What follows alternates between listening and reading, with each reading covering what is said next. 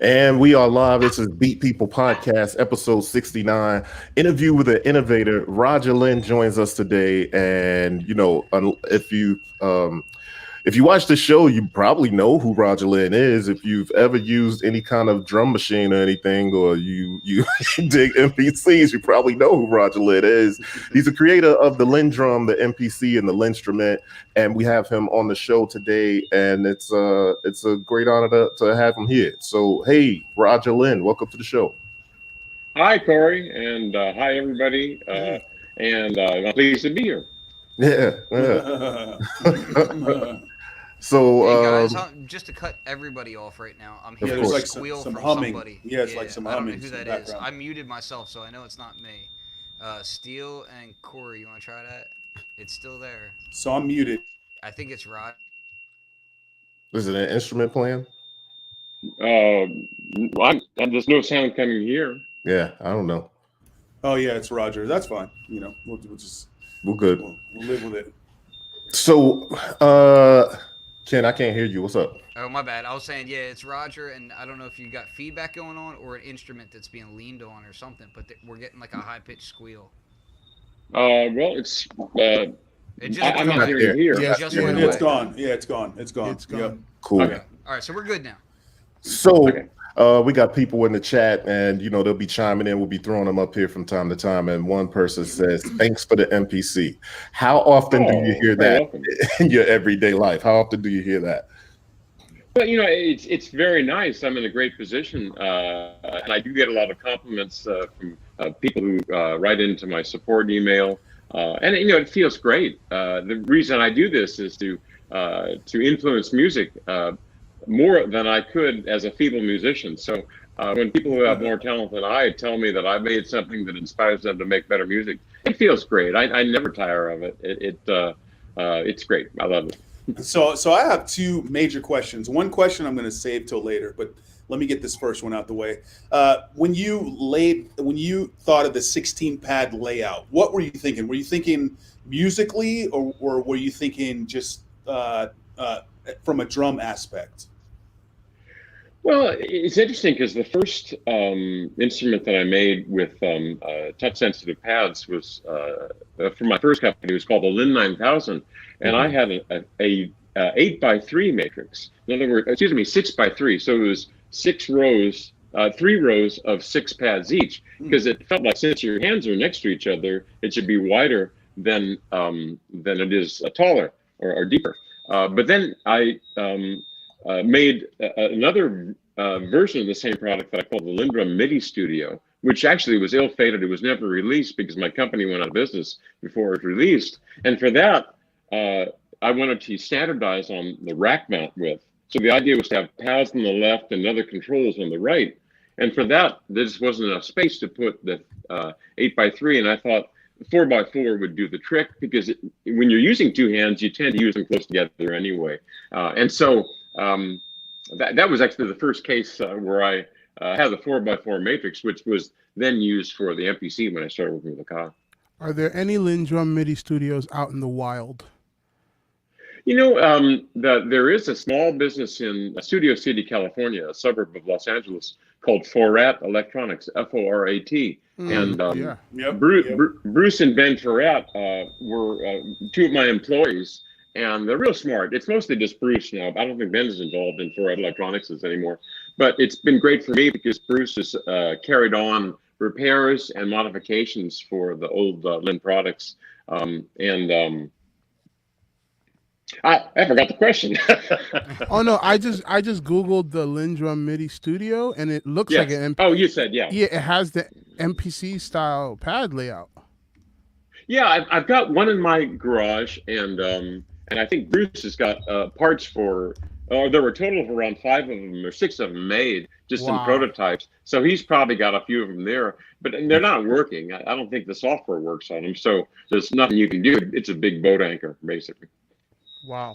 Yeah, but that kind of stuff is like collector's item boat anchor of joy. Yeah. Here's an interesting thing. I'm going to put this, hold on. I'm going to put this up so you can see this. Open image in new tab. Where is it? Oh, it's too small though. But it's interesting. Somebody compared the layout of the Linndrum MIDI Studio to the layout of the MPC Live. It's uncanny, quite frankly. Hold on, here it is. I haven't seen is the MPC Live, is that the one that's on an iPad? It sort of looks similar. I'll put it up here. I think that may have been the MPC Fly. Oh, I see. MPC Fly. Yeah, that was the MPC Fly. But yeah, so this is the MPC Live. But you know what I want to, so that the Linndrum, that has a different pad layout. And when did this come out? When did the Linndrum? That was in 1982. Okay. And I know there was like luminaries of pop music and just general music that like made this their primary instrument. Like, I mean, Prince and Sheila E. lived on the Linndrum, and maybe the Linn 9000 too. Well, actually, interestingly enough, Prince never used the Linndrum. He used the precursor, which was called the LM-1 drum computer. Oh, and as did Quincy Jones for the Michael Jackson records, and a number of other artists, because that was the first one that came. Gabriel was on it too. Yeah. Yes. Well, there's a video I saw on the web of Peter Gabriel using Linndrum, but the first one was the LM1, and only 500 of those were made, but they were all in the right hands, and that came out in it was announced in 1979, but then shipped in early 1980. Wow. Okay. So let's and Prince liked that one a lot better because you had individual tuning knobs on the back for each sound. A quick question before we move off of artists like that. When was the first time you created a product and then you had it get into an artist's hand that you were impressed with, and you were just like, oh wow, like this artist is using my stuff and this is really cool? Well, one thing that really felt great was when I first showed it to Stevie Wonder, and because he was always one of my heroes, and so I was just gonna say he didn't really see it, but that's just yeah, exactly. That's up for debate these days. Yeah, that's actually up for debate. Yeah, that's up for debate. But anyway, it's kind of an interesting story. I had an early prototype of my drum machine that didn't have sampled sounds, only had, it was a computer I had of the day, and it was hooked up to a sound generator board from a Roland drum machine. And so I took it over to Stevie Wonder's studio, and he was very impressed with it. But the trouble is it required to have a screen, the computer screen, and allowed you to, move the cursor over and hit the space bar to play, or hit a number to plug in a star that would mean it was basically step time programming. But watching Stevie Wonder try to use this made me realize that it was a stupid design. It didn't make any sense because musicians don't need to use step time, and it's a unnecessarily translation step. If I want to play a beat, I can do to try to convert that into switches in time is an unnecessary conversion step if you've already got the talent to play it. Yeah. So when Stevie Wonder was using this, I just saw that it was taking him a long time to do it. And so I basically went back to the drawing board and decided to make something that was real time. And then it worked out well because I came up with the ideas of quantization, swing, and loop recording. So, and those together, you put those things together, and it made it much easier to create beats. And there's some merit in step recording, and I had step recording in my products, but it seems like the people who bought the Roland 808 type style things with the step recording, that was better if you didn't really have the ability to play, the musical talent to play. But the guys who bought my machines tended to have, in my view anyway, more musical talent, so they could actually play what they wanted to hear, and then the machine would do things like subtly correcting timing errors. You could adjust the swing, but they could play it. Was it the 60 that had the step recording where you can do the steps while the sequencer wasn't running, where you could just input the steps while it wasn't running? Yeah, it would do step recording. There was a thing that I always used to use in early sequencers back in the 70s, was that idea that you have a sequencer, and every time you play in a note, it records it into the next 16th note. So if I play dun dun dun dun dun dun dun dun, dun and you hit play, Oh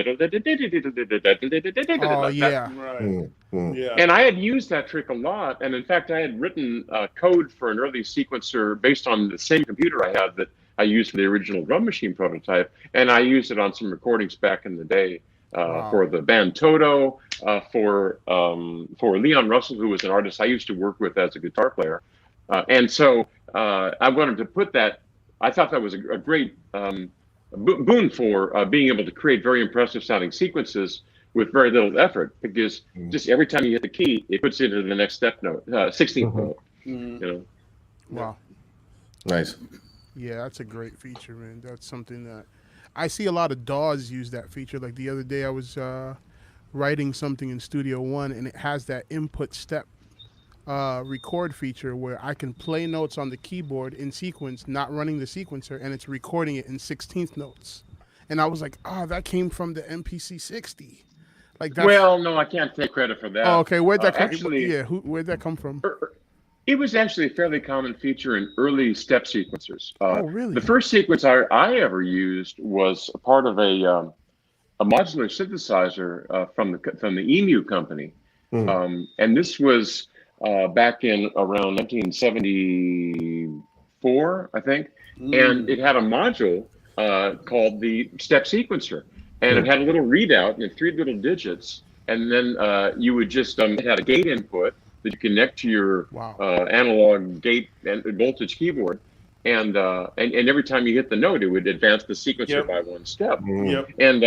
And funny story about this is that the guys who founded EMU, a guy named Dave Rossum and a guy named Scott Wedge, they had little nerdy jokes in their manual, and their step sequencer had a display in octal, in other words, base 8, 0, 1, 2, 3, 4, 5, 7, 10, 11, 12, 13, 14, 15, 16, 17, 20, 21, 20, it would not display the digits 8 or 9. And the reason is because it was much easier using the digital chips of the day to display it in base 8, which made it confusing for human beings, but it made it much easier to implement, and actually worked pretty well for doing 16th note or normal 4/4 time recordings. But in their catalog sheet for this step sequencer, they had the picture display the octal equivalent of 69, and that was a sort of nerdy little sex joke. Well, hey Roger, just so you know, be very careful about what you say, because Dave is coming on next week. So. Oh man, Dave is actually. He will bicycle to your house and beat you up. So. Dave and I are very good friends, and Dave is, I think, who I think is the most talented music product engineer in the world. He's just phenomenal. The guy is so deep and so smart.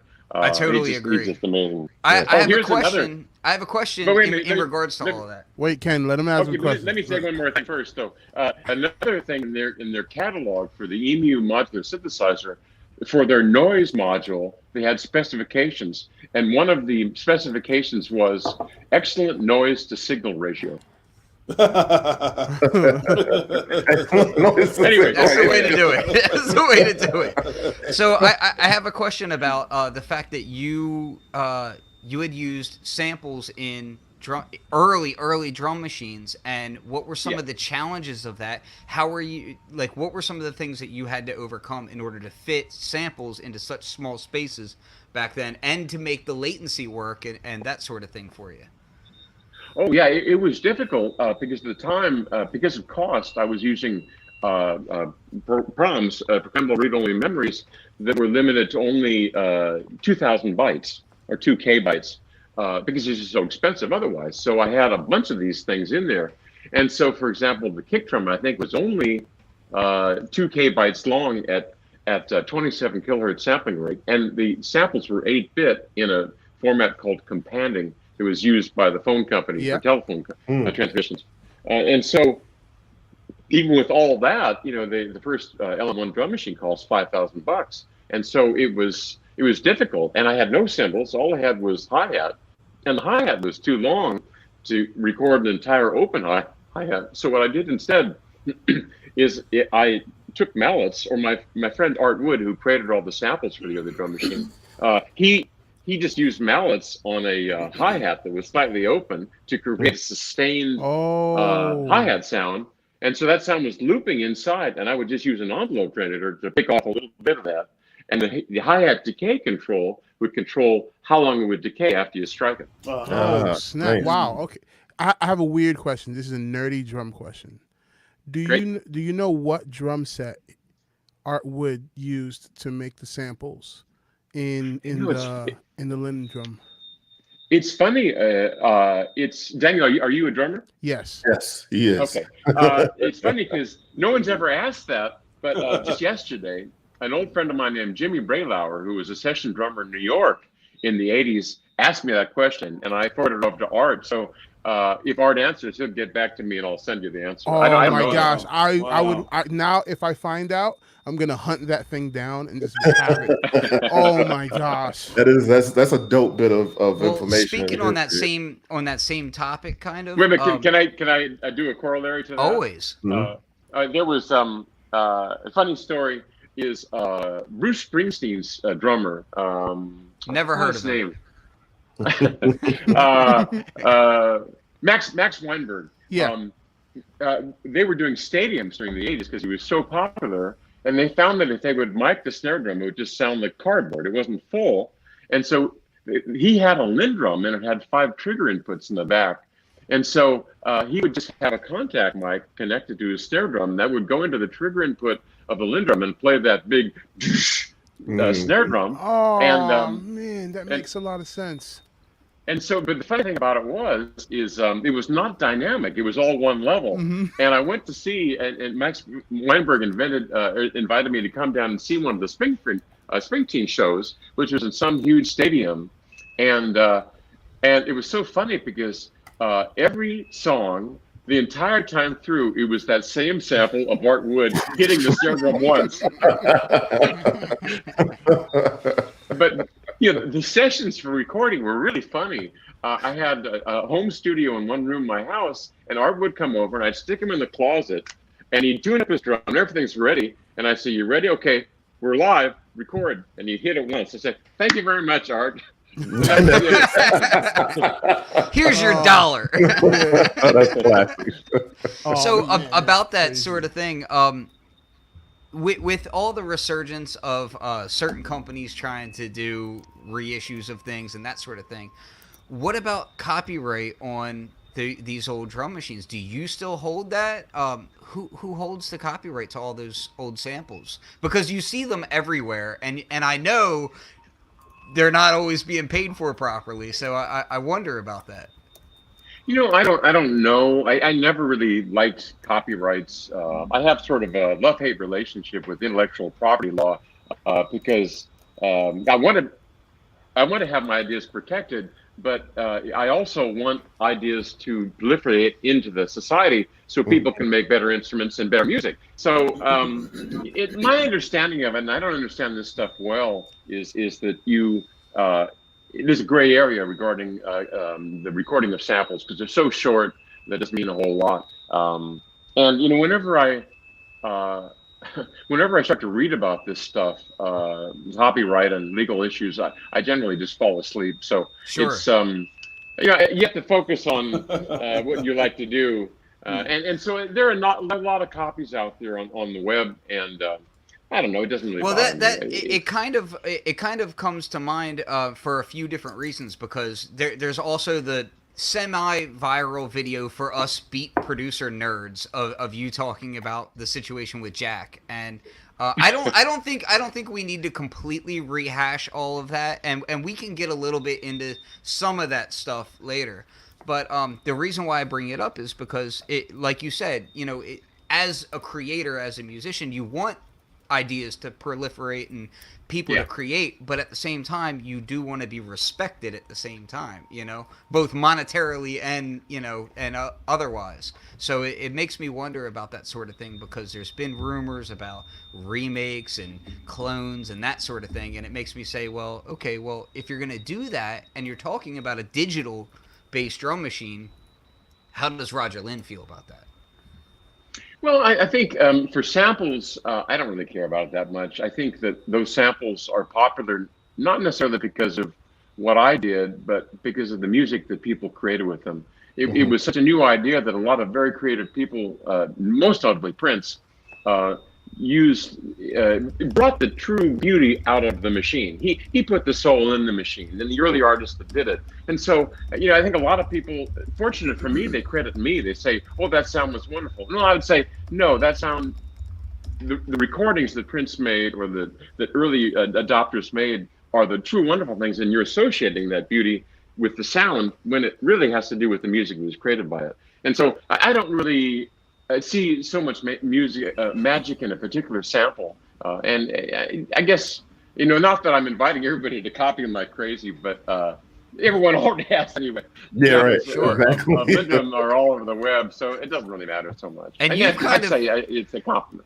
You kind of keep trying to move forward is the other aspect of it that I keep looking at is you are a UI kind of king. So if Dave Rossum is out there building these amazing chips and Dave Smith and others are utilizing these these fundamentals in really interesting ways, if there's one thing that when I talk to people about Roger Linn, I'm like the UI, because if it wasn't for you, we probably wouldn't have that 16 pad layout. We wouldn't, And when I look at something like the Tempest, even, which I have an extreme love-hate relationship with, but it's UI-wise, it's so much fun to create on live. I need a Tempest. I'd like to hear a little bit about your thoughts on just creating user interfaces in general, because you seem to kind of continually push barriers and win with that.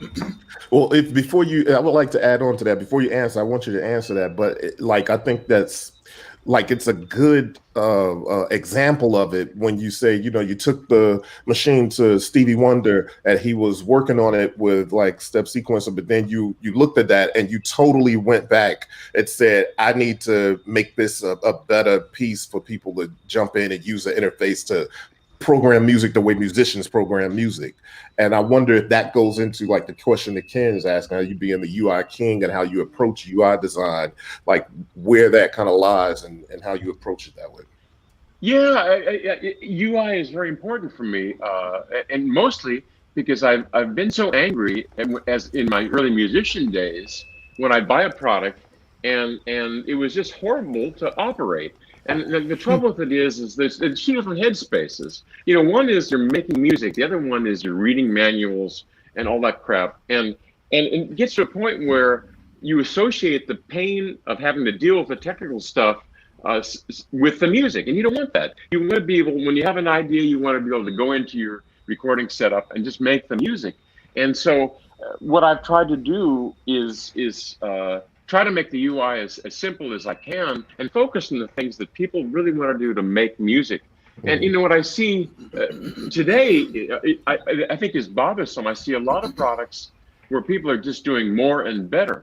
And they're saying, for example, in synthesizers, there's this trend now to make synthesizers that have 80 oscillators and 13 filters and 27 envelopes and 50 LFOs. And on all the presets on these, you couldn't play a melody if your life depended on it. It's more like you press a key and it goes. That's right. Yeah. That's what I'm known for. Yeah, sounds like a really messed up mod matrix. That's my signature sound, so stop talking trash on it. But, I agree with that. But what I try to do, part of it too, it comes from my experience as a musician, and I'm impatient. If I want to make music, I want to make music. Yes. So instead of giving people tons of options, I try to set it by default to what I think that really helps them as musicians as possible. And also I think I'm trying to target generally people who have some musical talent. It's less for people who just want to experiment and noodle around with music, more for people that have some musical talent. So, for example, the idea of real-time programming. The assumption is you've got talent. I'm not saying here's a machine that this for someone who doesn't have talent but wants to sound like someone who does. I'm saying this is a machine. It's like making a violin or making a guitar. You've got talent. That's your department. I'm just going to make something for talented people to make better music. That's all. Very good. Yep. And just as a corollary to that, making the UI is actually the most fun for me. I start off in Adobe Illustrator, and I decide what controls I want, the things that I'm really going to use all the time, and how can I best place those so they're easily used. And then what I do is, once I have that arrangement right, I put everything into my 3D program, which is a program called Rhino 3D. And I actually make the whole product up, and I put the controls on there and make it 3-dimensional, and then do renderings of it. And I just have it on the screen there, and I play with it with my fingers, even though it doesn't do anything at that point. And I experiment, and I say, how is this going to work? And I'm what people would call a top-down designer. You know, some people start with an electronic circuit, and then they move outward, and the last thing they do is put a user interface on it. And where I tend to do is I tend to say, what does the musician need first, or what would I like to have first, and then just make the guts, drill down and make the guts. Well, one of the things where you can see that, and I got to try to find the link. It's probably on your website, which people should probably check out, rogerlinndesign.com. I'm trying to find it. You're really open about a lot of your design ideas and your method about going about things. And I'm sure that in a way that's a really fun thing to do, but I'm sure it can be aggravating because then people are constantly bugging you, like myself, who's going to bring up Boom Chick, right? So the original Tempest idea, before it was Tempest, was Boom Chick, and then it split into two. And there was like a Boom Chick analog and a Boom Chick digital. But you were constantly posting up revisions of the UI and 3D renders of like just ideas that you were fleshing out. And like you don't really see that very often. Especially back then. It's number one, I think you need to have an iterative process because you get feedback from people and all that. But the other thing too, it's really fun for me to make these 3D renderings and move things around. And Boom Chick was that was a funny name I came up with. It was really more of a working title, but it's but after that, when we made it, we called it Linndrum 2. I think that was what it was. Dave and I identified that his market really was more analog synthesis because that's what he's good at, and I don't care as much about that. I've never made an analog product in my life, except for the Tempest with Dave. And so, and the MPC had no analog in it. It was all digital. So we figured the best thing to do is to take two paths and have one with all this analog circuitry in it, and then one just digital. And then what happened was eventually it just focused down onto Tempest as a analog machine with some samples, but it's not like an MPC type machine. And then I went on my own and go make a drum machine. And I'm still working on it. It's just that I take forever to make products because I'm basically a one-person company. Mm-hmm. Yeah, because that's one thing that every time I've seen you in person, like I always walk up and I ask about it because I'm just like, oh, so about that because I remember you talking about it like years ago, and these one thing that I try to stress on a lot of people is that sequencers especially are probably one of the hardest things to build. Like in general, you actually say that a lot. I do because I've been involved in quite a few sequencers being built, and I realize like you have to think about so much, everything from resolution and PPQ to how swing is going to work to how you're going to divide up things, how you're going to address things on the chip, how many cycles you're going to get. Like there's a lot that goes involved in these things, and then from a top-down view, like you're saying, you want to say, okay, well, what's the actual scope of the project and how you're going to handle that. The Tempest, it's pretty obvious right from the gate that you wanted it to be a live instrument. Like you wanted it to be something that you could perform on and not stop. It differs quite a bit from the MPC in the fact that the MPC was very much you could do live programming on it for sure. And I love the MPC for that. But the Tempest feels more like, hey, don't stop. Just keep going. Yeah, that's true. Well, I think what we're all trying to do and have been doing since about 1970 or earlier, actually, is answer the question, how do computers fit into music? And so, there are many ways to do that. And I think it's easy to go a little bit too far, at least in my view. And all views are legitimate, but in my view, it's easy to say I'll just have the computer do everything, or almost everything. For example, I'll never practice to develop any technique. I'll just program an expressive solo over a few months and get it perfect in every little thing about it. But what I noticed is that it was when I was a teenager, I played music. I played guitar, and I would get together with people. It was social. There was practice. You develop skills. You develop gestures. And I noticed this slow morphing into a music making process where one person sits in a dark room rolling a bar of soap in front of a TV screen to make music. And it seemed that there was not only that sounds awesome. there was. It seemed like it was swinging too far in that direction. I remember seeing Peter Gabriel in concert once, and before the band came out, there were laptops at every station. I thought, what is everybody going to do? Emails? It just didn't seem. Oh, I was going to say. Just to finish the thought. So what I'm saying is, I'm trying to find a happy medium between the computer and human potential, to say there are certain things that humans can do that machines can't do, and there's certain things that machines can do that humans can't do. But let's not give up on humans yet. Let's have some expression in there too. And I think there's tremendous merit in the ability to develop gestures, whether it's a guitar player doing a wonderful bend and vibratos, or a violinist with a vibrato, or a sax player with his embouchure, or some of the amazing guys who I've seen perform on an MPC and doing things that are uniquely human. And you look at some of these videos and you say, this is something that only a few human beings can do. This is special. We will call this person an artist because only a few people can be an artist. If everybody can do it by pressing a button, then no one's an artist. Everybody's got the same skills. And so I'm trying to develop that and use the computer and the computer's technologies where they have benefit in augmenting innate human talent. And one thing that's interesting about this, if you look at how computers have been integrated into all other aspects of our lives, they are used for well-defined tasks that can be repeated over and over again.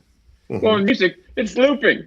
Right. Roger, I wanted to ask you a question. You mentioned being a guitar player, and that's one of the things the Linndrum has kind of stood out for me personally. I've always looked at the Linndrum and thought, man, because I play guitar. I'm not a keyboard player. We got D Steele here. He's a prolific keyboard player, and for me to bring my expression to MIDI instruments, the Linndrum has always been something I've looked at and thought, man, that would be the perfect way to bridge my guitar playing into the MIDI world. Is that was that your intention with the Linndrum? Well, no, it's interesting. The reason I chose first of all, for those of you who don't know, Linndrum it's this thing. It's basically like a bunch of drum pads that are about 3/4 inch square. But what they're used for, and let me get a different sound up here, is to sense 3 dimensions of your fingers polyphonically. So you can do things like vibratos, and I'll just do a quick example of that. Let's see here. We talked about guitar, so.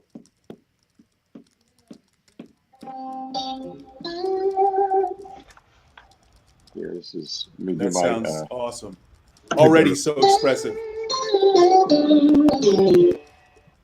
Man.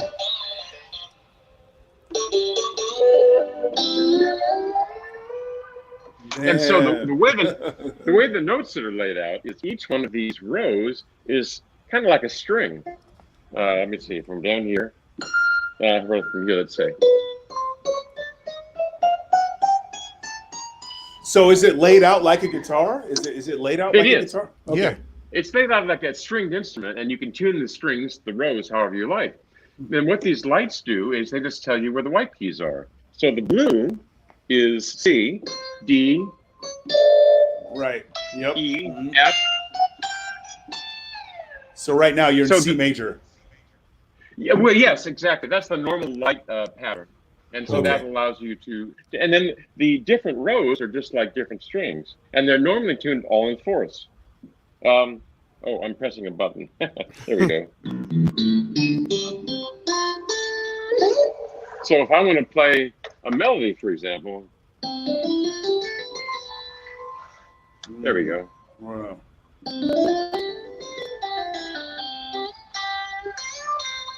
Wow. That's dope. Now, there was other. You just took money out of Bryce's wallet, by the way. Yes, you did. So there Yes, were you other did.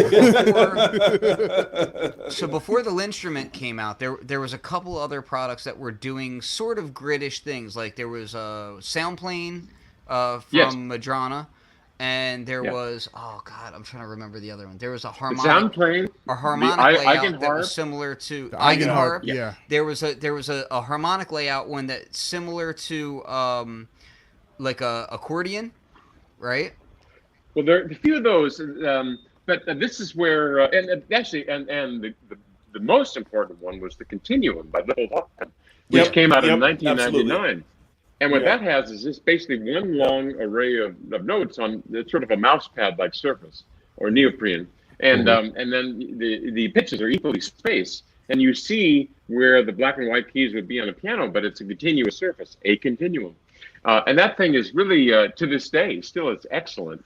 And Beatppl Podcast is a genius. And he was actually gave a paper on this in 1986. So he was well above any of us. Wow. And I just basically said, well, instead of just one long row of notes across, I'll have overlapping rows of notes in pitch. And that way you can do chords this way instead of, for example, C in one row. Yeah. And they're all just different ways of doing it. I remember, because I followed the project, because I'm a Uber fan, so I followed the project very closely, and I remember you researching the sensor design and everything. You really put it all out there. I mean, you were really showing us all your process very early on, from how you were getting the sensitivity. You were, I think you had invested in a company or something at some point, or some technology or something to that effect. And I'm trying to remember way back, because this project's been underway for quite a while now.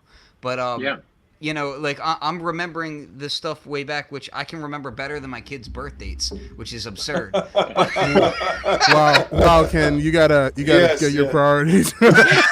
Well, honestly, I had, and not to upset Roger, but I did have an MPC in the hospital when my daughter was born with me. It wasn't a Roger Linn MPC, but it was an MPC. So, well, hold on. I wanna right there. There's two things I actually want to ask. So when you started doing the Linndrum and about the expressivity, there wasn't a lot out there like that, but now we have quite a few instruments that are kind of going down that path. And I think to tie it into something you said, hey, obviously I created this thing or that thing, and there's intellectual property there, but also I want to be able to have those ideas proliferate into electronic instruments and the innovation of electronic instruments so that, we all win. So what do you think about how that sector of the market has kind of boomed over the years since you've introduced the Linndrum? You have a lot of MPE is a standard now in the MIDI 2.0 and all of that. What do you think? Well, actually, to be fair to some of those others we mentioned, I was the fifth entry into the market. The Continuum was first. Eigenharp came out after that. Soundplane, it was out of that, and the Roland keyboard actually came out before I released Linndrum. Mm-hmm. Okay. That was before you released it, but you have been working on it for quite a while and kind of sharing ideas as you went along, though, right? I think the Soundplane was also closest to that grid layout, right? Mm-hmm. Yes, exactly. Yeah, and Randy Jones, who made that, is a good friend, and in fact, we're all very good friends. We had these wonderful dinners at the NAMM show together. Because these are people that, it's hard to find people that share the same passion for this sort of expressive control. And the way we all feel is that any sale to any one of us raises the tide and floats all boats higher. There you go. And for example, the Roland keyboard, he's gotten something like $75 million in investment. And so he's really done a great job for all of us on educating the public about the merits of expressive touch control. Yeah. Mm. Mm. I have And I love to say to people, someone says, "Do you have any competition?" Because I'm basically working from one room in my house, this room, and with subcontracted manufacturing and order fulfillment. But otherwise, I'm the whole company. And if you call up support, you get me. So I like to joke about the fact that my company has no investment, no employees, and I work from home, no building even. And Rolly has, at one point, they had like 120 employees and $75 million in investment. wow. Now, of course, they sold more. So let me jump in here and ask my second huge question. Hold on, Roger's frozen. Let's make sure he's there. Roger, you there? Yeah, he's frozen. Uh-oh. Oh, there you're you go. back. Rolly just Okay. paid to have your stream frozen. Just So Roger, as a huge fan, I love everything you do. There's been crazy rumors out there that you're working on another drum machine. Is it true? And What is it? Yeah, what is it? Oh yeah. You know, it's no secret. I've been working on it, and I've announced it a number of times. People ask me about it. I said, sure, I'm working on it. And in fact, I've been working on it ever since. that's that boom chick, Linndrum too, right? Yeah. Ever since Linndrum 2 was bifurcated into a product for Dave's mark and one for mine, it's just that I at that point I decided I would go to Linndrum first because it was more interesting to me. Absolutely. But now, what I'm doing, sure, I can tell you in general terms what Linndrum 2 is about. And that's still the title, and I may change it, who knows. But the idea of it is that it takes the expressive, the real-time operation, the performance-oriented operation of Tempest, that sort of a thing, but with the expressive control over sample-based sounds, but the expressive control you find in Linndrum. Wow. There's, I can demo this a little bit if I can get this. For some reason. Is this a world exclusive right here? Oh no, I've done this before. Yeah, you're not that good. Tell us. I was about to do the mixtape overdubs. Like,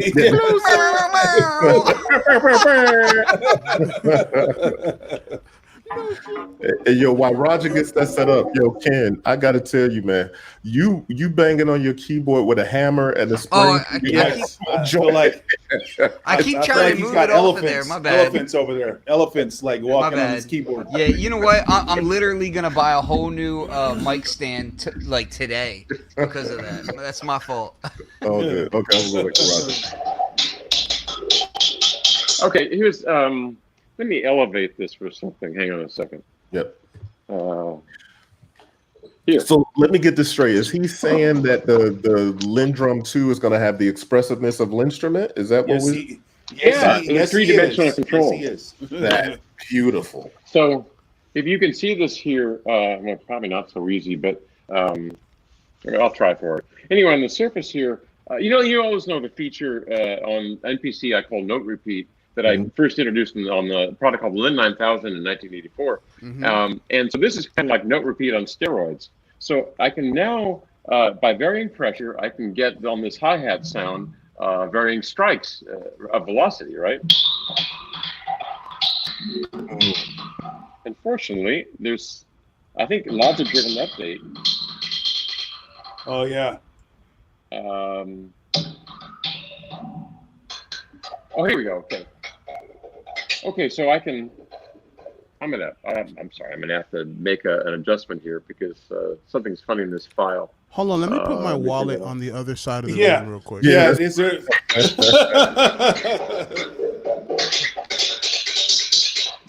Oh, that's wild. Wow. That is wild. Man. Okay, so yeah, right now I've got this is just doing it's like Note Repeat on steroids because they're 3 dimensions. So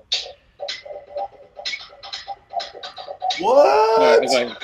Whoa, Man. See, the trouble is this should be. Man. It shouldn't be so resonant. My I'm wife see if is I can gonna get this leave down. me.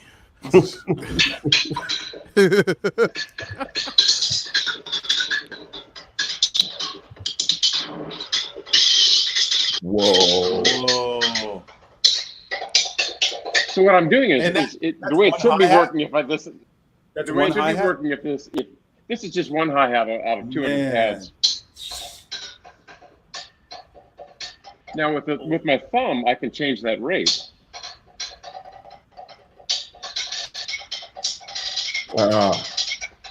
Yeah. Oh man, yeah. And then I can change pitch.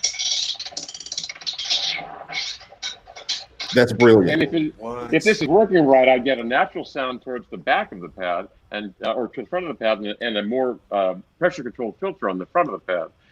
And there's a video on my site that demonstrates this. So here's for snare drum. What? So I see Steele's mind blowing right now. Oh my gosh.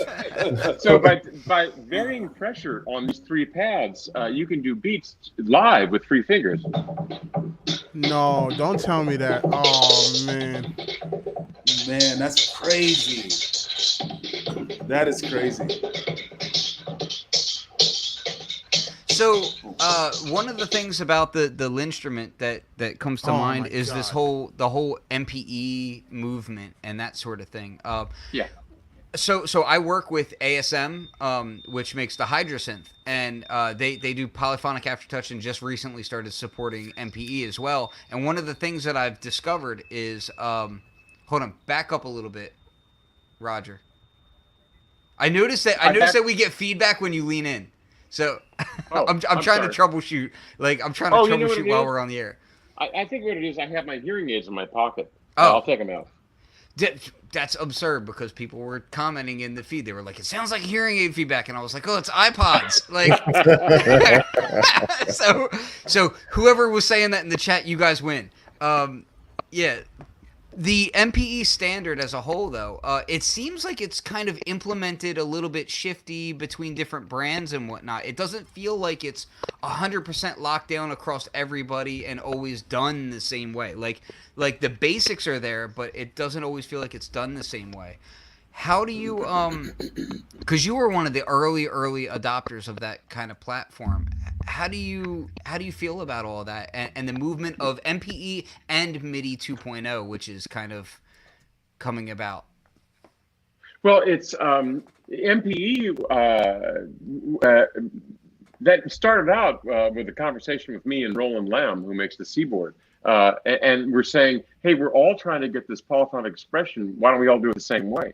And so then we enlisted people from Moog and Apple and a few other companies. We tried to come up with a good standard. And it turns out that the standard actually, funny enough, already existed. Since 1984 in MIDI 1.0, it was called MIDI Mode 4. And all it said was that instead of using the different MIDI channels for different instruments, you'd use them for different touches or different strings on a guitar synthesizer, which people were doing in that time around 1984. And so there really was no need for MPE, but we did. It's about bringing the knowledge to the front, kind of thing, right? Well, and part of it was there's a one little thing you can add in there if you call it an MPE instead of MIDI Mode 4, but but Roland did anyway in our discussions. Roland Lamb, he said, well, I think it's important, and he made a good point that we get the sanction of the MIDI Association. And I said, Roland, I don't think we should do that because it'll be 3 years before they do this. And Roland said, no, I talked to the guy at the MMA, the MIDI Manufacturers Association. He says it'll be a few months. And I said, okay, let's do it. It was 4 years later that it was introduced. Wow. And that was great for Roland because he had his own synth, but a lot of synth makers were waiting until the standard was adopted, until they added MPE. So it was kind of difficult for me, but it all worked. People were able to do it because they were multi-timbral synths, which do the same thing as MPE. And then a lot of people were just putting in MPE because they got tired of waiting for the MMA. So it's okay. It all works out. But, the most important thing is that it's a good standard that anyone can say, here's an MPE synth, and I can play it, whether it's with a Seaboard or the Linndrum or a Continuum or whatever. Can I just say thank you for the adrenaline pedal?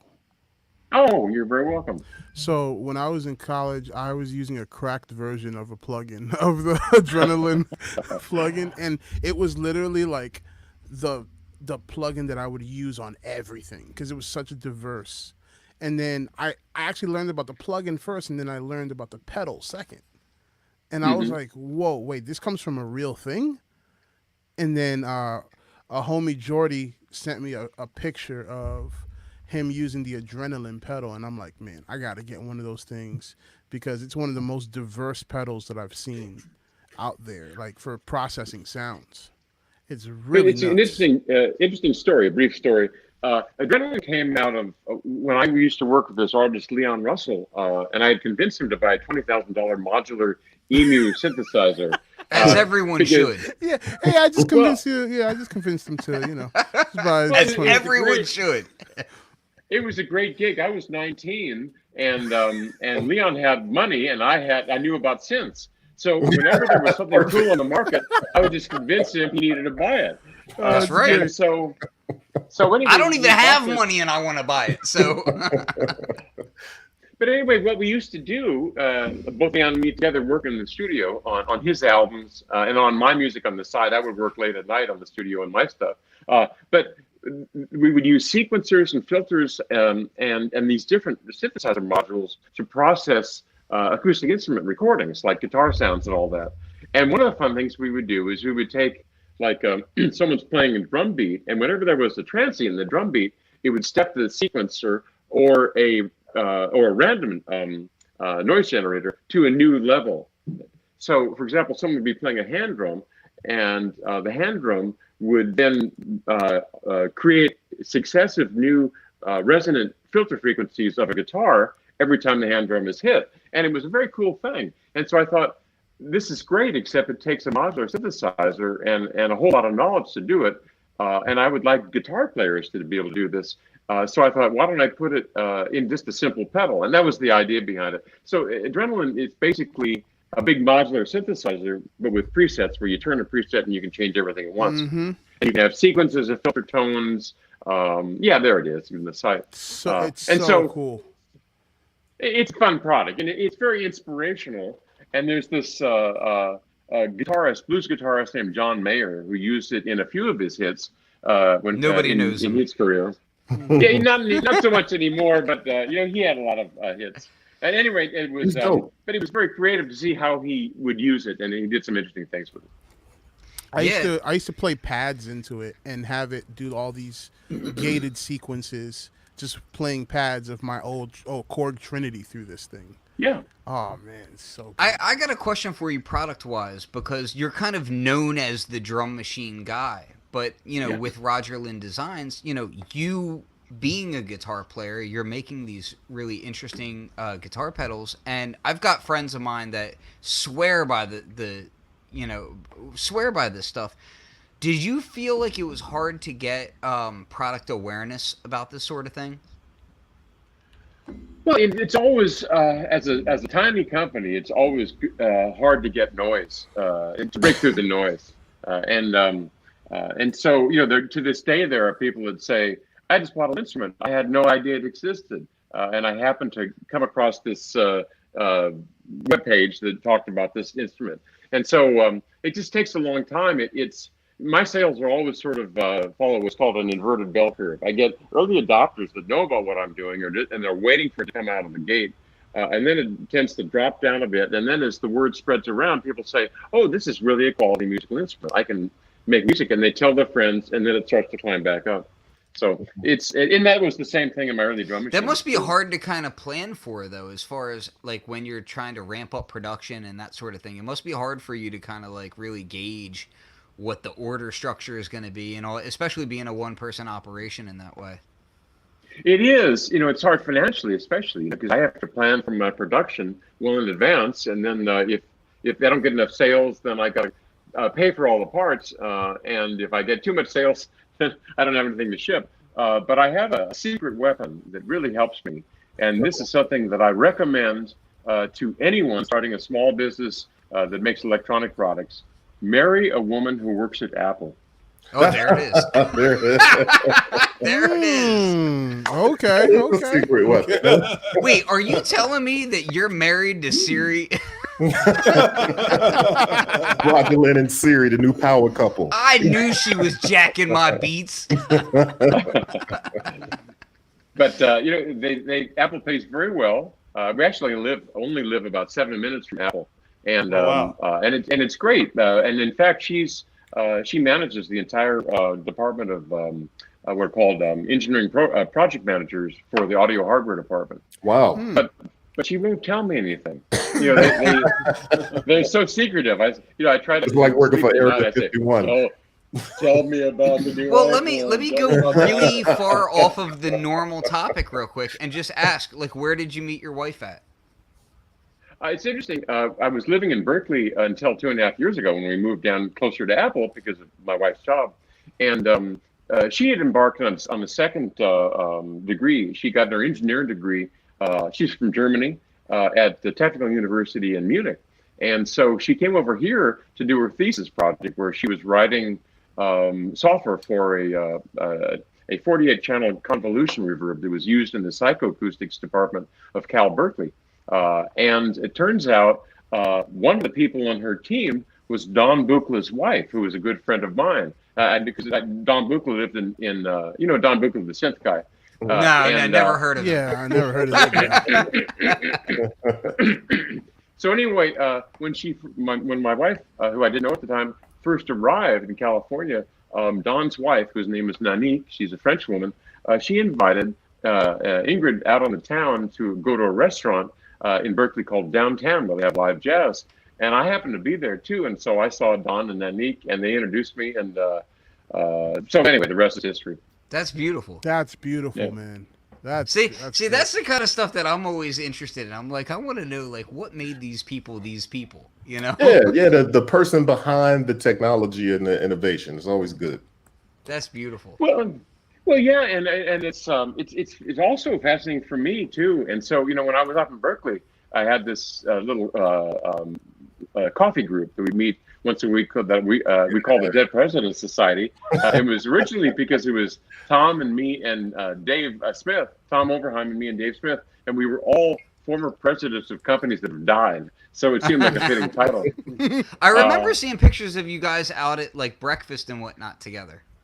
Yeah. And it was really good because particularly working at home, it can get very boring and lonely. And so it's nice to have that sort of social network. And now down here, I'm in a town called Los Altos in Silicon Valley. And there are a lot of very creative people. So I have another lunch group that we're now doing via Zoom. And it's Evan Brooks, who is the co-founder of DigiDesign. It's Pat Scandalis, who is one of the makers of the GeoShred app that's made by Moforti. Yeah. It's a brilliant inventor named Tim Thompson, who, he cashed out and made a lot of money in tech years ago. And he makes these beautiful instruments, including one called the Space Palette that he shows at Burning Man every year. I don't think I know that one. And it's this wonderful visual thing, instrument, and a bunch of other very creative folks. Oh, James McCarthy, who wrote a music language called Super Collider. Wow. Audio music. Yep. And a few others. So it's really wonderful. And the ideas are flowing, and our lunch goes for 3 hours, and we never stop talking. And it's that sort of stuff that really is stimulating. I think we learn so much from each other. So it's a very nice environment. I think that's one of the things that I count that to be very fortunate in that way, in that I have Corey Steele, I've got Upright here. Like, we all talk constantly, and we surround ourselves with like-minded creative individuals that, really forward our mindset and kind of keep us moving and pushing forward. And I think that's really important. And it's a beautiful idea that, you're not huddled in a corner like, I have these ideas, I'm going to keep them to myself. It's, Absolutely. Hey, let's share these ideas. Let's bounce everything off the wall. I've got people that aren't scared to think, in an open way, and let's see what comes of that. Have you guys? So that's a fundamental idea of academia, is that you publish. You publish and perish. Yeah. And so it's important. The idea is to spread those ideas. You got your teaching job. You do your research, and you might get something else from the university, but you publish. And then those ideas go out in the world. And there was a wonderful song in the 80s by a woman, a songwriter named Mary Chapin Carter, called "Ideas Are Like Stars; They Fall from the Sky." Oh, wow. And the thing is, it's I think as musicians or creative people, we're all in love with ideas. And when you get an idea, you wake up in the middle of the night, and it fascinates you. And I think that's beautiful. So I try to surround myself with as many people who love ideas as well, and we'll just get together and hyper ourselves into a frenzy. And speaking of that, so I'd like to know, and it kind of spawns from the Dead Presidents group, and I don't know what came first, the Tempest or the Dead Presidents Society. I was going to go the same route. So I'm so yeah. happy you did So how did that collaboration and that? Yeah, that's what I wanted to ask, man, because I want to know.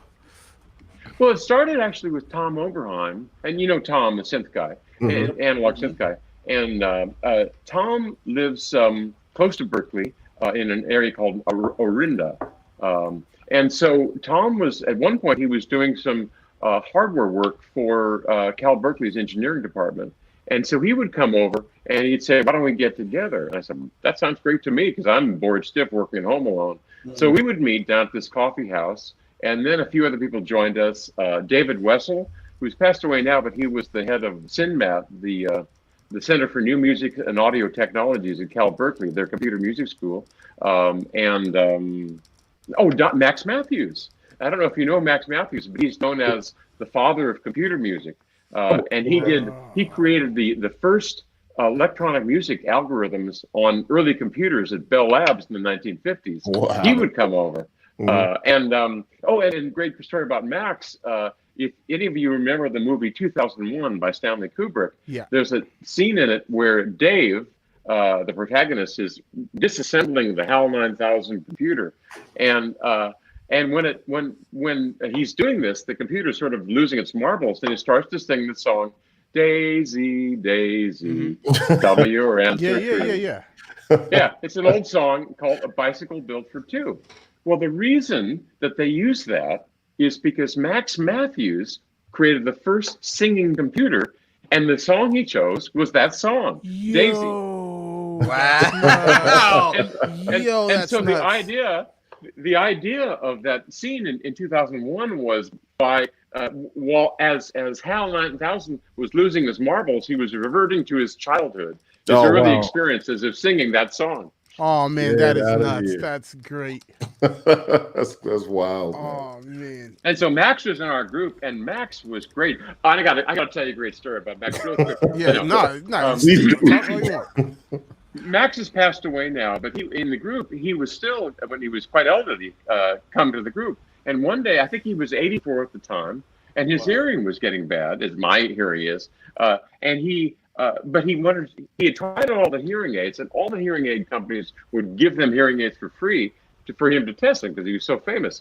But he didn't like any of them. He said they sucked. They all sounded bad for music. So he decided to make one on his own, and we knew that he was doing this anyway. So we're all sitting at the Dead Presidents Society, or sitting in our group there in the coffee house in Berkeley. Mac walks in the door, and what he has on his head is a bicycle helmet with a 2-foot shotgun mic duct taped to the top. Oh my god! That sounds like Ken. That sounds like Ken. Yes, I would do that. Yeah, that sounds like Ken. Yeah. And he's got a coily cord from the microphone running down to a headphone amplifier in his belt. Another coily cord going up to headphones over the bicycle. That's definitely Ken. That's absolutely Ken. So, we had a table in the corner of the coffee house, and I'd say, Max, tell us about your hearing aid prototype. And then he faced me in the microphone and said, "Say that again." That is nuts. All I can picture is the guy from Revenge of the Nerds just screaming, "Nerds!" Come on, that's absolutely. By the way, the guy in Revenge of the Nerds is Bob Carradine. I went to high school with him. He's an excellent guitar player. Wow. Acoustic music. Amazing. And he's anything but a nerd. I feel sorry for the poor guy because he's not a nerd at all. That was the role that he could have got typecast. Well, if you play guitar, that's how you got chicks. So.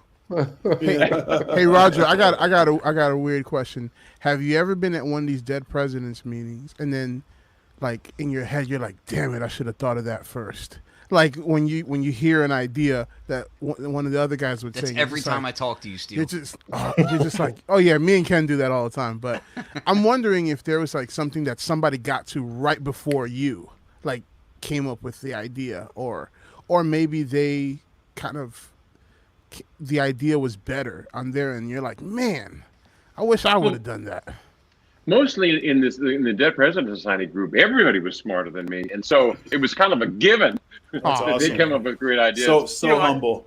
Yeah, That's very encouraging. Actually, it's true. These people like Dave Wessel, these guys are PhDs and they're innovators and they're creators too. And I approach things more from a musician who wanted to get things done. And I've made a lot of mistakes along the way and I needed help. But Don Buchla, for example, he was an extraordinary analog engineer. David Wessel, he had some of the papers he's written are just wonderful about ways to create sounds through examples and many different things. And Tom Oberheim, when I got into trouble in designing Linndrum, Tom kindly came over and helped me out and told me what I was doing wrong. And so, I kind of dabble in a number of things, but I actually felt very privileged to be part of this group because these guys are all smarter in the field of engineering. I think I have a specialty in sort of taking the best of what I can find in engineering and combining it into an instrument. You're a producer. Actually, that's a good point. Yeah, I'm a producer. Yeah. I combine the technology and the music the best I can with the skills I have. And over the years, I've learned a lot, and I've written software. But for example, in this lunch group I have now in the South Silicon Valley area, these programs like James McCartney and Evan Brooks and Tim Thompson, these guys are way beyond me, and so they talk about things, and I just listen because it's hopefully I'm thinking someone will rub off on me. Yeah, wow. I know the feeling. Yep. Wow, that's super encouraging just to hear, just that you guys have a community of ideas, and we like us as a group here, we experience that on a daily because we all talk daily and we share. And I think we're all better for it too. Yeah, we are. Absolutely. Exactly. Yeah. Always grateful to be around other creative, brilliant minds. Absolutely. Absolutely. I can't stress enough to people that if you're locally not necessarily around people that you feel are uplifting you, you should really seek out a community that can uplift you in that way. Like if you feel like your ideas are being stifled in any way, you should seek out like-minded individuals that are pushing you forward, not holding you back, because that's really how humanity grows, And that's exactly what happened with Corey the other day with his whole art process that he expounded upon us, told us detail by detail, gave us all that. But I want to segue into something. That you have a new drum machine coming. Can we nail down a release I feel like you keep going back to that. You keep going back to that. I'll do better than that. Nail down a release date? Oh wait. Hold on, Bryce. I feel like we need a drum roll. Bryce might be bearing fruit. So hold on. Wait, what? What is this? See? What did we just see? Hold up. Don't ever come at me like that again, you guys. Don't ever come at me. Oh man. Okay. So from what I saw, from beyond was I saw some dopeness. I saw two dopeness. main layers. I saw dopeness. Yeah, I saw a it fader was nuts. layer My or- brain is already exploding. Dude, I'm already processing mental my brain is. how to. I'm already just trying to learn how to use it without it even being out. I'm just Exactly. like, oh man, this is UI is so popping through the brain. nuts. So I want to ask this, Roger. Do we have an approximate release date or like a time frame? Oh yeah. Okay, go for it. It will be released 4 years ago. There it is, right there. See, I told you, Roger is always in the future. but see what? Oh my gosh! It's like the Terminator drum machine coming back. No, because the possibilities of something like that when it comes to things like physical modeling, when it comes to oh my gosh! Don't start talking about physical modeling again. We're gonna go down that road again. Well, dude, it's because you know me. You know how much I desire to duplicate a drum in synthesis. Yes, I know. Kind of We're like both there. We're both there, but we've been told so many times. It's hard. It's hard to do. Let's capture this moment for a second. You just showed us what? It's It's one of the prototypes of the drum machine I'm working Do you on. regret showing us that already? No, he does not regret showing us that, Ken. No. He does not. I'm speaking for Roger now. He doesn't regret showing us. Jeez, shut up, Ken. Roger, we are ready. I'll just let you know the whole world is ready. If you have any doubts, I'm letting you know. Hey, Well, you know, in the ideal case, I would have a company and I'd have a lot of engineers and all that sort of stuff. But you know, at heart, I'm a musician. Mm-hmm. I don't really like having employees. When I had my first company, I had 55 employees, and that drove me nuts. And you know, when you've got that monthly nut that's so heavy, you got to pay everybody's salaries. They're supporting families. You don't have the chance to just take a break and do things at your own pace. Yeah. And yet, the best things I've done are when I had the freedom to create at my own pace. And so, I like the idea now of being able to keep my expenses very low and create at my own pace. It does take more time, but it makes me feel more like I'm a musician. I'm making an album, then I'm making another album, and I'm making another album. You know? No, that's great.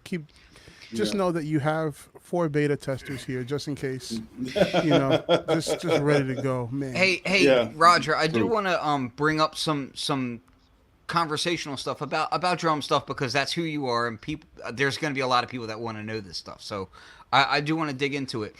What's your thoughts on PPQ and how tight resolution needs to be in general? Because one of the things about the Tempest that was interesting was that you drop back to 96 PPQ as opposed to going to like higher resolutions of 960 and that sort of thing. So my question to you about this is just what you're thinking on that, and you know, I don't want to get too specific about swing or anything, but just resolution in general. That's right. In Tempest, it was 384th notes, so it was 96. My feeling is that it doesnn't really matter, and because all the great recordings that you've heard of drum machines, with the exception of Jay Dilla, were made with quantized beats, and those are right on the money. And in fact, those are down to effectively like 24 parts per quarter note. Yeah. And as long as there's a tremendous amount of mythology about timing and shifting notes forward and backward and all that stuff. My feeling is that not only just from making drum machines and making beats and all that, but also my earlier work as a musician and listening to drummers play and all that stuff, is it's more important that the drummer play it the same way each bar or each phrase than to shift things around, because what happens is you adapt to it, you start to trust it.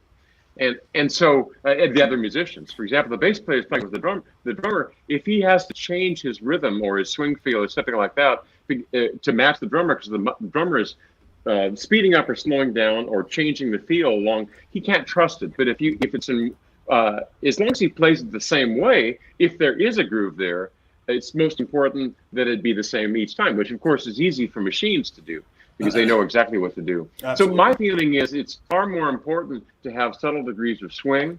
And as long as you just line up your samples, trim the start of your samples, and your code is tight, so the sounds play exactly when they're supposed to play, I don't think all that matters. But then again, there's quite a debate about the Jay Dilla school. About how not using quantized and all that sort of stuff. So as a drummer, there's a beauty of being locked in and also being unlocked at the same time. For sure. Yes. The ability to your self resolution have control over that, right? Yeah. And when it came to like the MPCs and when it came to any sequencer that's out now, having the ability to turn quantize off is just beautiful. It's just beautiful. But I do believe that certain sequencers have to have a certain vibe. Like they have to have a certain vibe. Not every sequencer should sound the same, because then you should only just have one sequencer, because it's going to sound like every other sequencer. So like that whole Jay Dilla vibe, again, comes from something you said in the beginning.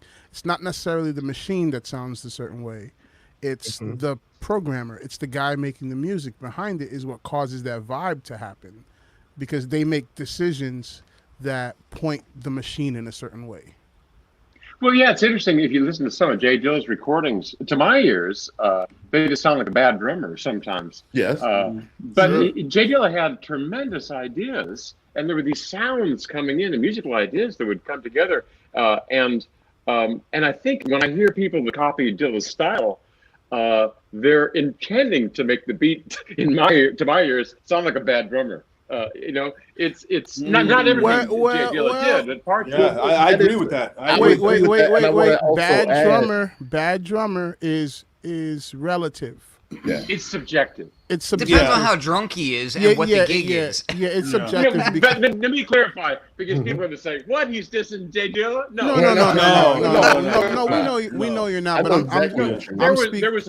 There was a certain timing in some of Jay Dilla's work that you could call ragged, but you listen to it, and everything works together, and it becomes a style. Sure. Kind of like what you were saying, Corey. Pocket. Is that if the music is good enough, then all the elements of that are associated with that goodness. And the truth is that anything can be called good or bad. It's all subjective. Yeah. And I think universally people appreciate Jay Dilla's contribution and his moving off the norm. So what I'm saying is not that I don't think his stuff sounds bad or empirically or objectively is bad timing, but rather when I first listened to it, I thought, well, some of that stuff sounds like a drummer who's not that great. But Absolutely. then you listen to it after a while, you get definitely. Yeah. But I think even in that, there's expressions of music that you don't really hear in common 4/4 music or other things. There's when I talk about music, I like to talk about a sentence. So there's words in that sentence that haven't been able to be expressed in other genres, that when Sure. Dilla That and makes sense. D'Angelo came up with this vibe, certain feelings were able to, when the snare and the clap is behind the snare, it gives it a little bit more tension. Yeah, it's just like when you're saying words, you're saying a sentence, there's sentiment there that you can pick up on the cues. But I think Questlove said it best. Like even he said, like when he first heard Dilla or D'Angelo, it may have been both. He said this about, but he heard the way they were kind of doing an offbeat drumming thing that he would have never thought to do, but he thought sounded good, and he was like, "Wait, are we allowed to do that?" yeah. That was the exact same. It was like, are we? let me check the music rules. That's right. Exactly. But I definitely hear what Roger's saying. There are some people that like push it purposely past that. I think Eloquent is a good example of that. Like some of his stuff is just pushed That too far. inflection Yeah. is very purposeful, but at the same time, what I wonder is, have you ever been involved in like doing testing to try to figure out, okay, like I have a great session drummer, right? Somebody who's well practiced, and try to figure out what's their actual resolution? Have you ever tried to like just try to really determine like how accurate is accurate kind of thing? Good question. I've done some simple things, but I've never done an exhaustive study on it. For example, take someone's beat and turned into MIDI events and then measured the timing on all those. I took it more from the other way. I just said that I've got something here that feels right to my ears and to other people who did it. And I said, I think that works. That's one of the things that I always kind of like. We talked about Dave earlier and Rossum, and that's one of the things that I always kind of spoke to me is whenever I've talked to him about like circuit design and his sample chips and that sort of thing, is that he always spoke from a musical perspective of, well, I want to drop out bits and I want to drop out information that doesn't matter relative to actual music, actual musicality. So if you would compare his samplers and his the sonic character of a lot of his things, they would sound different at the same 12-bit as other things. Now, granted, 12-bit to me is more noise floor and that sort of thing, but like the tone of his samplers would have this certain musical character versus someone who would just look at it and say, okay, this is how many parameters I have, I'm going to put it flat across the board. When you take a musician, such as like yourself, because you are a musician, and you apply musician ideals to designing something, you get a little bit skewed relationship there. Well, it's true. I think one of the problems bigger companies have is that they've got the marketing department and they've got the engineering department, and then the communication between them is horrible because they pretty much speak different languages anyway. Yeah. And I often found Amen. that in early, Japanese products from sort of the Yamahas and the Rolands is that marketing could come up with a list of features and engineering just put a button for each one. It didn't make any sense, and they would take them 3 or 4 iterations to get it right. But it's that's one of the things that's nice about having it in one head is that in the worst case I just have an internal conflict, but otherwise the communication works pretty well. Matter if that answered the question. No, that Totally. that was clear for me. Yeah. Absolutely. I appreciate that information, and I think we are coming up on our time here. 'Cause Yeah. we've been going long, but listen, I do want to say, Roger, thank you so much for coming on. This was Thank you so incredible. much. This Yeah. was amazing. Well, and before we go, I want to be sure that so Roger, we talked about, firstly, thank you for all the great history, great anecdotes and stories, and sharing the prototype for the new drum machine with us. And what's the future hold for Roger Linn Designs? Yes, please. Well, I'm really excited about Linndrum, and it seems to be this wonderful little box that finds interesting and smart and creative people all over the world, and it's really nice. It's created a community. Our forum has some of the brightest and most creative people on it, and it's really a lot of fun. And it seems to attract people who not only see it for what it is, but what it can be, because all the software for it is open source. So anyone can customize it to do. That's a slight question that I have to ask you about the Linndrum. So you have a smaller version of the Linndrum that's a little bit more affordable now for the guys like me who are struggling artists. So I have a question about that. If I get 2 Lindstruments, can you use them in tandem? Well, they both have MIDI output, so you can mix that into your DAW, I suppose. But actually, I don't think you need to have 2. I think the large one is fine for 2-handed play, so it's not that bad. Well, the reason why I bring that up is more like I buy one now because I can afford a small one now. I buy a small one later, and that sort of thing. Well, the differences are 128 keys versus 200 keys, right? Sure. Is that basically just the difference? Yeah, and basically underneath that surface, it's a continuous sensing surface. It's just that on top is this molded silicon rubber surface that delineates the positions into specific note pads. Yeah, and that's why you can do this. I'm getting one. I gotta figure it out. I gotta figure out how to get one. Yeah, now that just makes me want 2 things: the Linndrum and the Tempest, which Tempest is already. So this has been good and bad for the pockets. So hey Roger, I want to bring something up, and I'm gonna bring this up in a way that kind of puts you a little bit on the spot, because that's like, I like to get punched in the face, so I'll be that guy. So we had a question in the chat earlier about, hey, we've had some really great guests, and we have, both between this show and the Synth Summit show, we've had some really wonderful legends on the air. Would you ever be open to doing like a group chat like this, where we bring on like Tom, Dave, Dave Rossum, all the Daves? There's so many Daves. The Dead Presidents Society. But no, like just bringing on a few of you guys and just kind of having a chat, because I think that would be a wonderful thing to see how you guys, kind of coerce in that way. Sure. Sounds good to me. In fact, if you got 9 of us together, we could play Hollywood Squares. That's right. That's right. And listen, I'm winning every time. Just so no, you're not. You're losing as long as you keep hitting that desk with that spring on that microphone stand. By the next show, I'll have a new mic stand, just so that everybody knows. Hey Ken, just hook up a contact mic to your stand and use it as a gate. Yeah. Listen, you think I won't? Well, Roger, thank you so much for your time. Exactly. Thank you, Roger. We appreciate you. Can I play you out? Sure. Yes. Absolutely. Okay. I always was a fan of blues harmonica players like Norton Buffalo. So here's an instrument blues harmonica.